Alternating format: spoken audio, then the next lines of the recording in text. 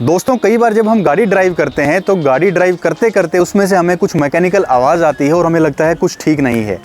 ये आवाज़ engine compartment से भी हो सकती है या गियरबॉक्स के अंदर से भी हो सकती है और फिर कुछ दूर चलने के बाद या फिर 2-3 दिन के बाद इस पार्ट में कोई मेजर ब्रेकडाउन आ जाता है और जब उसके रिपेयर का खर्चा हम पता करते हैं वर्कशॉप से तो वो भी काफ़ी ज़्यादा बताया जाता है। तो जो इस तरह के जो नुकसान हैं, चलती गाड़ी में होने वाले नुकसान जो हैं, क्या इन्हें इंश्योरेंस में कवर किया जा सकता है? वो कौन सी कैटेगरी है, वो किस किस तरह के नुकसान है जिन्हें कवर किया जा सकता है, और अगर वो इंश्योरेंस में कवर नहीं होंगे तो उनके रिपेयर्स के एक्सपेंसेस को आप कैसे क्लेम कर सकते हैं, ये सब हम जानेंगे आज के इस वीडियो में। दोस्तों हो सकता है ये वीडियो इमीडिएटली आपके काम ज़्यादा ना आए, इमीडिएटली आपको इसका ज़्यादा बेनिफिट ना दिखे, लेकिन ये मेरी गारंटी है अगर आप ये जानकारी पूरी देखेंगे तो ये फ्यूचर में कभी ना कभी आपका कोई बड़ा नुकसान होने से बचा सकती है। नमस्कार दोस्तों, मेरा नाम हरविंदर सिंह और मैं आपका स्वागत करता हूं DHC सॉल्यूशंस के YouTube चैनल पर। इस चैनल के माध्यम से हमारा सिर्फ एक ही मकसद है कि इंश्योरेंस से जुड़ी हुई हर जानकारी हम आप लोगों तक पहुंचाएं, वो भी बिल्कुल आसान भाषा में, ताकि आपका जो मेहनत से कमाया हुआ एक एक रुपया है जो आपने इन्वेस्ट किया है इंश्योरेंस की पॉलिसी में, उसका आप बेहतर से इस्तेमाल कर पाएं। अगर आप चैनल पर नए हैं तो चैनल को सब्सक्राइब करना ना भूलें। बिना किसी देरी के वीडियो को शुरू करते हैं। दोस्तों मेरे पास इस चैनल के माध्यम से काफ़ी सारे व्यूअर्स के ये व्हाट्सएप पे भी क्वेरी आती है और आप लोग यूट्यूब के कमेंट सेक्शन में भी ये मेंशन करते हैं कि सर हमारी गाड़ी में से कोई इंजन से आवाज़ आई टाइमिंग बेल्ट की, या गियर बॉक्स में से गियर शिफ्टिंग करते टाइम आवाज़ आई और गाड़ी फिर आगे जाके रुक गई और दोबारा स्टार्ट नहीं हुई, या फिर कोई ऐसा उसमें खराबी आ गई कि जिसका रिपेयर काफ़ी महंगा हो गया, गाड़ी वैसे पूरी ठीक ठाक है लेकिन कोई मैकेनिकल खराबी उसमें आ गई, तो क्या ये इंश्योरेंस पॉलिसी के तहत इन रिपेयर्स को कवर किया जा सकता है? देखिए दोस्तों, एक इंश्योरेंस क्लेम के लिए एक बेसिक सी नेसेसिटी उसकी ज़रूरत है, वो मैं आपको बता दूं कि किसी भी एक्सटर्नल इम्पैक्ट यानी बाहरी चीज़ के द्वारा गाड़ी को नुकसान होने के बाद ही आप उसे इंश्योरेंस में क्लेम कर सकते हैं। एक्सटर्नल जो इम्पैक्ट है उसका मतलब ये है, अगर मेरी गाड़ी किसी दूसरी गाड़ी से टकरा जाती है, अगर किसी दीवार से, किसी प्रॉपर्टी से, किसी इंसान में, यानी किसी भी बाहरी वस्तु से टकराने के बाद जो होने वाला नुकसान है वो ही इंश्योरेंस में कवर किया जाएगा। लेकिन दोस्तों इसमें कुछ एक्सेप्शन भी हैं, यानी कि मान लीजिए आपकी पूरी गाड़ी ठीक ठाक है, स्पेसिफिकली किसी पार्ट को नुकसान हो जाता है जैसे कि इंजन या गियरबॉक्स को, तो उसे भी कवर किया जा सकता है। ये normal first party comprehensive policy में पॉसिबल नहीं है। इसके लिए आपको एक अलग से एड ऑन जो कि इंजन प्रोटेक्ट के नाम से आता है, हाइड्रोस्टेटिक लॉक कवर भी इसे कहा जाता है, वो आपको लेना होगा। अगर आपने ये एड ऑन अपनी पॉलिसी में ऐड करवा लिया है तो इसके बाद अगर आपकी गाड़ी चलाते टाइम किसी फ्लड एरिया में या रेनी सीजन की वजह से इंजन के अंदर पानी चला जाता है, बाकी पूरी गाड़ी ठीक ठाक है, तो वो नुकसान भी आप कवर कर सकते हैं। और दूसरा, कई बार क्या होता है हम गाड़ी ड्राइव करते हैं और नीचे से कोई चीज़ इंजन को हिट कर देती है, हमें पता नहीं चलता, और जो इंजन ऑयल है वो सारा ड्रेन हो जाता है, निकल जाता है, और ड्राई इंजन चलने की वजह से वो इंजन सीज हो जाता है, तो वो नुकसान भी आप इंश्योरेंस के अंदर कवर कर सकते हैं अगर आपने इंजन प्रोटेक्ट एड ऑन लिया है तो। देखिए इसमें एक्सेप्शन इसलिए है क्योंकि पूरी गाड़ी आपकी ठीक ठाक है, सिर्फ जो स्पेसिफिक इन पार्ट को ही नुकसान हुआ है वो आप इस तरह से कवर कर सकते हैं। दूसरी जो एक्सेप्शन है वो फायर को लेके आती है। आपने सुना होगा, न्यूज़ में भी पढ़ा होगा कि चलती गाड़ी में आग लग जाती है, कई बार कोई फॉल्ट होता है, इंजन कैबिनेट से स्पार्किंग होके और पूरी गाड़ी जो है वो आग पकड़ लेती है। अब वो नुकसान भी इंश्योरेंस में कवर किया जा सकता है, लेकिन उसके लिए इंश्योरेंस कंपनी प्रॉपर इन्वेस्टिगेशन करेगी कि कोई नेग्लिजेंसी, कोई फॉल्ट आपकी तरफ से नहीं था। अगर इस तरह का नुकसान है तो इंश्योरेंस कंपनी से आप वो क्लेम कर सकते हैं। तो दोस्तों इस तरह के अलग अलग एड-ऑन्स लेके आप स्पेसिफिक पार्ट्स को भी कवर कर सकते हैं। इंश्योरेंस पॉलिसी खरीदते टाइम आप अपने एजेंट या कंसल्टेंट से पूछ सकते हैं कि कौन कौन से जो एड-ऑन्स है वो अवेलेबल हैं आपकी पॉलिसी में ऐड करने के लिए।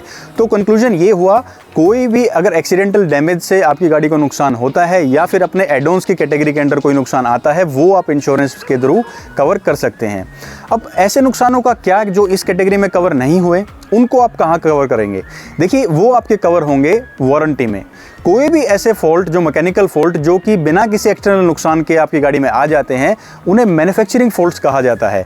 यानी कि गाड़ी बनाते टाइम कोई पार्ट अच्छे से असेंबल नहीं हुआ या सर्विसिंग के टाइम कोई दिक्कत आ गई, कोई अच्छे सर्विस ना होने की वजह से उस पार्ट में गड़बड़ हो गई, तो वो आपका मैन्युफैक्चरिंग फॉल्ट्स में आएगा और उसे आप वारंटी में क्लेम कर सकते हैं। लेकिन वारंटी आप क्लेम कहाँ से करेंगे? जो गाड़ी की आपका मैन्युफैक्चरर है, जिस कंपनी की आपकी गाड़ी है, उसके जो ऑथराइज्ड डीलर हैं, उनके वर्कशॉप पे आप विजिट करके वारंटी क्लेम कर सकते हैं।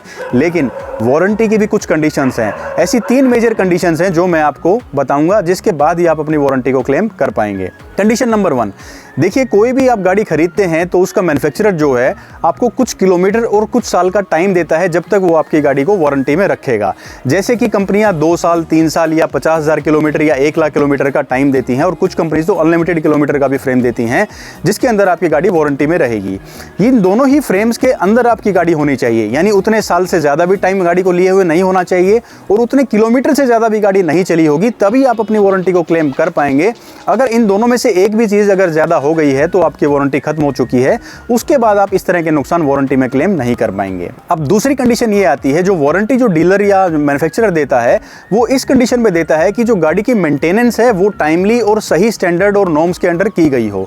तो इसमें वो आपको कंडीशन लगाएगा कि जो भी रनिंग सर्विसेज हैं, जो भी आपने सर्विस करवाई हैं, वो सब ऑथराइज्ड डीलर या सर्विस सेंटर पे ही आपने करवाई हो। अगर आप कहीं बाहर सर्विस करवाते हैं तो वो नहीं जानते उन्होंने सर्विस किस क्वालिटी के पार्ट्स उसमें रिप्लेस किए हैं, क्या उन्होंने सारी चीज़ें चेक की हैं या नहीं की हैं, इसलिए वो आपकी वारंटी को क्लेम करने से मना कर सकते हैं। तो कोशिश कीजिए जब तक आपकी गाड़ी वारंटी में है तो जितनी भी उसकी रनिंग सर्विसेज हैं या कोई रिपेयर्स हैं वो आप ऑथराइज्ड डीलर या सर्विस सेंटर पे ही करवाएं, उसके बाद आप अपनी वारंटी क्लेम कर सकते हैं। और तीसरी और आखिरी कंडीशन इसमें यह है कि कुछ पार्ट्स ऐसे होते हैं जिनको आप वारंटी में क्लेम कर ही नहीं पाएंगे क्योंकि वो टाइम के साथ वियर एंड टियर होते हैं, इनकी घिसावट हो जाती है।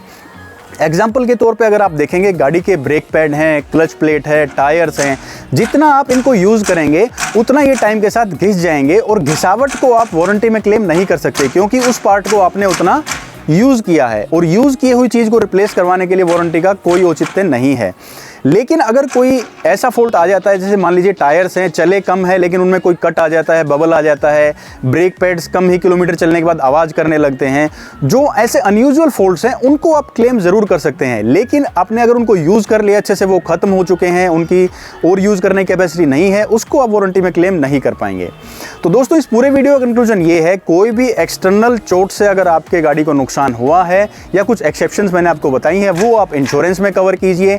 उसके अलावा जो नुकसान है वो आप चेक कर सकते हैं, अगर आपकी वारंटी कंटिन्यू है तो आप मैन्युफैक्चरिंग फॉल्ट सेंटर उसको अपने वारंटी में क्लेम कर सकते हैं अपने ऑथराइज्ड डीलर के पास जाके। दोस्तों मैं ये उम्मीद करता हूँ ये जानकारी आपको समझ में अब आ गई होगी। अब आप अच्छे समझ गए हैं कि वारंटी क्लेम करने के लिए क्या क्या कंडीशंस हैं और कौन से नुकसान आप इंश्योरेंस के अंडर कवर कर सकते हैं। अगर आपने भी कोई ऐसी दिक्कत फेस की है, ऐसे रिपेयर्स को फेस किया है, कोई सिचुएशन आपके साथ हुई है स्पेसिफिकली, तो आप कमेंट करके हमें ज़रूर बताएं। और इस टॉपिक से रिलेटेड अगर आपका कोई सवाल भी है वो भी आप कमेंट सेक्शन में पूछ सकते हैं। जानकारी अच्छी लगी हो, वीडियो अच्छा लगा हो तो प्यार दिखाने के लिए चैनल को सब्सक्राइब करना ना भूलें, वीडियो को लाइक कीजिए, शेयर कीजिए जहां जानकारी ज़रूरी हो। मैं आपसे मिलूंगा दोस्तों अगले हफ्ते और इंपॉर्टेंट इन्फॉर्मेशन और अपडेट्स के साथ। तब तक के लिए अपना ख्याल रखिए, खुश रहिए और स्वस्थ रहिए। जय हिंद।